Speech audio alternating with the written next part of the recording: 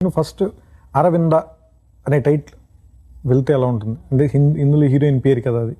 ఎందుకంటే ఇతని నానమ్మ ఈ సినిమాలో వీరరాఘవుడి నానమ్మ, వీరరాఘవుడి ఇష్టపడిన అమ్మాయి, వాళ్ళ ఇద్దరు మధ్య ఉన్న రిజంబులెన్స్ ఇతన్ని షేప్ చేసింది. బేసిక్గా ఇతని మనిషిని పర్సనాలిటీని షేప్ చేసింది అనేది కథలో భాగం కాబట్టి కథకి మరింత యాప్ట్గా ఉంటుందా అని అనిపించినప్పుడు ఈయన అరవింద అంటే బాగుంది అనుకున్నాం ముందు. కానీ ఇంకా నాకే ఏదో కంప్లీట్ అవ్వట్లా, అంటే సగంలానే ఉండండి, హాఫే ఉందేంటి, పూర్తిగా లేదేంటి అనే ఫీలింగ్ సడన్గా నాకు లోపల ఐడియా వచ్చింది. ఏంటంటే బేసిక్గా మనం ఏదైనా సీతా సమేత శ్రీరాములు వారు వస్తున్నారు, లేదంటే లక్ష్మీ సమేత నరసింహస్వామి అంటాం యాదగిరిగుట్టలో.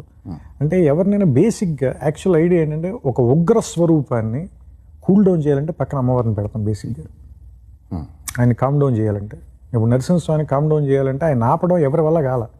సో అందుకని లక్ష్మీదేవిని పిలిచి తీసుకొచ్చారు. నువ్వంటే తప్పితే ఆయన కంట్రోల్ అవ్వడు. ఎందుకంటే రాక్షస సంహారం చేయడానికి వచ్చిన వాడికి, ఆ మూడ్లో ఉన్నవాడికి, వాడిని ఆ కోపాన్ని, ఆ తాపాన్ని తగ్గించి నార్మల్ చేయాలి అంటే కేవలం ఒక స్త్రీ వల్లే అవుతుంది, ఇంకెవరి వల్ల కాదు.